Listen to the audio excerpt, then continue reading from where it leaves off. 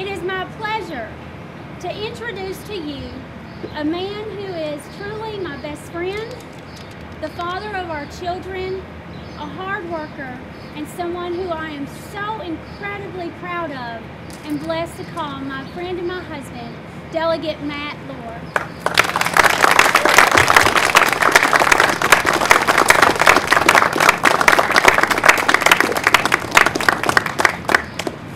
Well, Andrew, thank you so much for that introduction. You know, I always tell people that really Andrea should be the one on the ballot, because everyone loves her. I've never heard anyone say anything bad about her, and whenever I go places, they really don't ask questions about me. The first question is, how's your wife doing? So I think with her popularity, she could probably run and get elected to any office that she wanted to.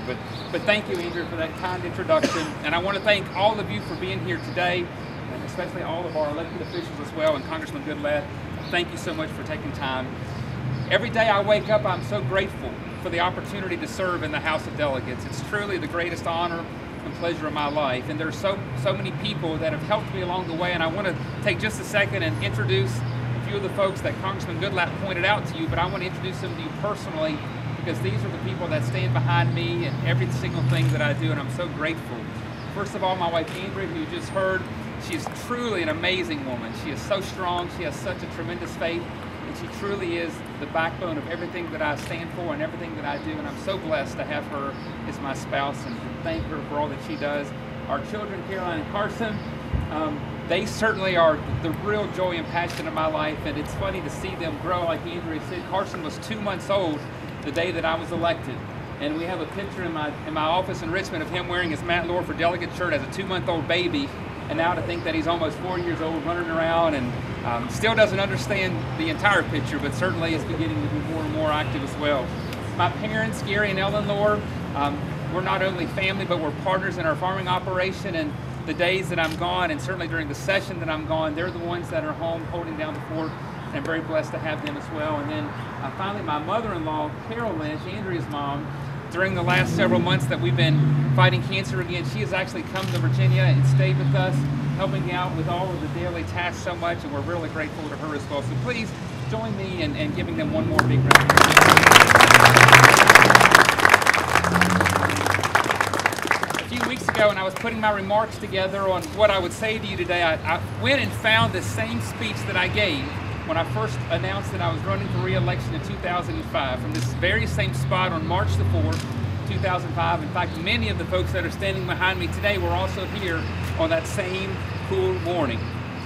You know, when I spoke that day and I went back and looked at my speech, I spoke about issues of keeping our taxes low, helping to preserve agriculture as such an important part of our economy here in the Valley, improving education, fighting for the family values that are so important to all of us.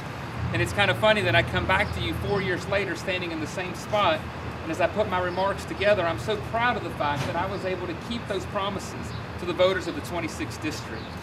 When I campaigned 4 years ago, and then 2 years ago again in 2007, the people of this district put their trust in me. And many of them didn't know anything about me. They didn't really know me personally, but when I told them what I stood for, they believed in that and they trusted me. And I'm so grateful for their support. My friends, I'm proud to say that I have been able to keep my promises and keep my words to you. We've all seen that the public gets very disenfranchised when our politicians promise one thing but turn around and do something different, and I've worked very hard to not let that happen here in my race. We've made a lot of progress over the last 2 terms, and Congressman Goodlatte was kind enough to point out a few of those, and I wanted to share just a few of the things that we've been able to accomplish, we've been able to work on. I was able, with the help of my friends in the Senate and the House, and I'm glad that Delegate Klein, my colleague, is also here with us this morning, and Senator Obenchain is also here as well, my colleagues in Richmond. We were able to pass bills that dealt with preserving farmland through the Transfer of Development Rights Program. We were able to work and fight to extend the moratorium on hostile annexation so our cities and our counties can continue to work together in harmony. I was able to help our local school divisions in these very difficult times by giving them more flexibility in these precious dollars, giving them the flexibility in how these dollars are spent, and helping to give them the steps that we could delay those standards of accreditation for 1 more year. And I'm very honored that the members of the city and the county school board are here with me, many of them, and thank you so much for that. I was able to work to help make our teen drivers safer on the roads by improving the process in which they get their driver's license. I fought for mandatory sentencing for repeat violators of protective orders and made it easier for farmers to produce alternative energy on their lands.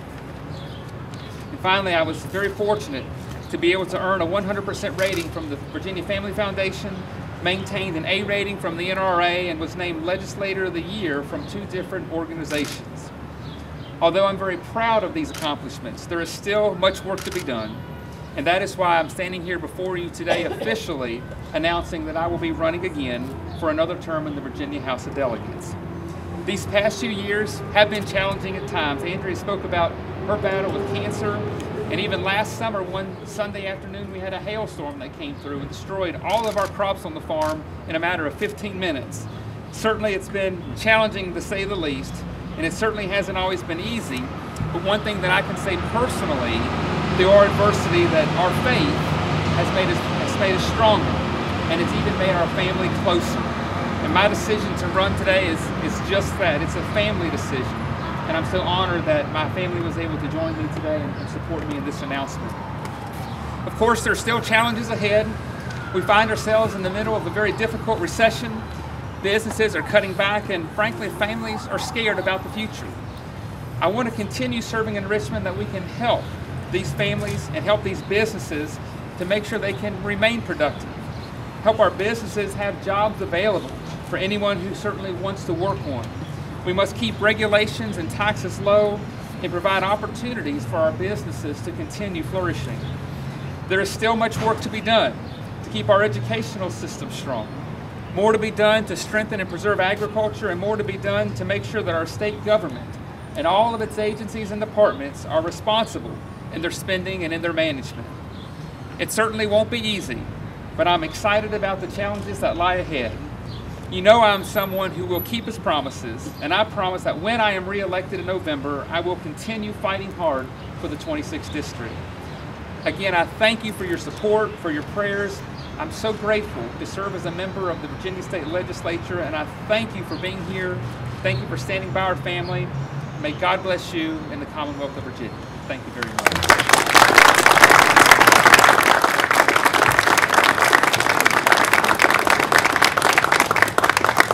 Well, it's my great privilege to send us on our way and deliver a little bit of a charge. It's rather difficult to have to go after inspiring speakers like Matt and Andrea, and I just thank you, Matt, for intervening and going after Andrea, who is, by the way, I agree, one of the best speakers I've ever heard anywhere. She's fantastic. But Matt and Andrea are beloved in our community. They're beloved across Virginia. Matt has proved himself day in and day out for the past 4 years as a member of the Virginia General Assembly. He has fought for issues that are important to our community. He's stood strong for the principles that he believes in, not just low taxes, but also for responsible spending, which has to go hand in hand with low taxes in Richmond. Matt has fought on some of the most difficult issues. Some of those issues that Matt listed are issues that many more experienced legislators were afraid to tackle. Yet Matt got out there and fought for the moratorium on annexation for 3 years in a row, and persevered and got through a bill ultimately that nobody thought he was ever going to be able to get through.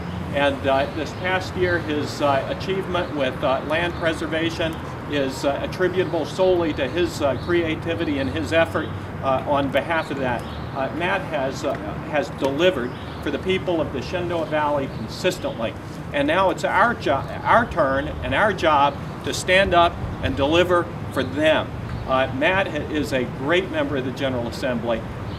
He is not going to be reelected unless you go out and I go out, knock on doors, shake hands, talk to Matt about how we can help him during the course of this campaign, get a bumper sticker, put it on your car, get out your checkbook, write a check to Matt's campaign, go out and participate in parades. Let's get out there and do all of the glamorous and not so glamorous things that are required in order to get Matt reelected. So let's get out there and do that job. God bless you, Matt. God bless you, Andrea. We're with you. Thank you.